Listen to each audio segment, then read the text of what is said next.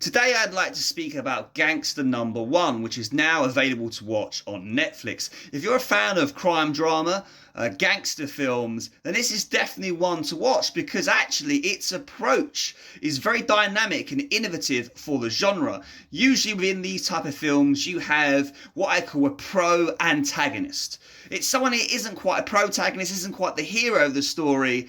Obviously they've got villainous qualities, but you want to see them succeed. There's something within them that the character has perhaps a stronger moral compass or is more redeemable than their peers in this genre.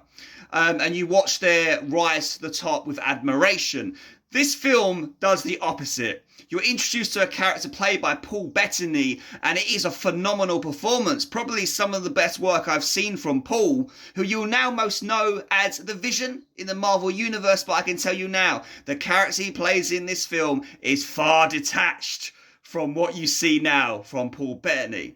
For the better, in my opinion. And basically, so we introduce this character that Paul plays, who is an absolute psychopath, sociopath, isn't a pro-antagonist, it's just straight up an antagonist. And you watch his rise to the top, almost wanting him to fail. You end up rooting more for the other people in the film because he is just so despicable and unredeemable, which is actually quite interesting as a concept. There's some phenomenal performances in there, like I say, from Paul, from, I can't really say his name, David Thewlis.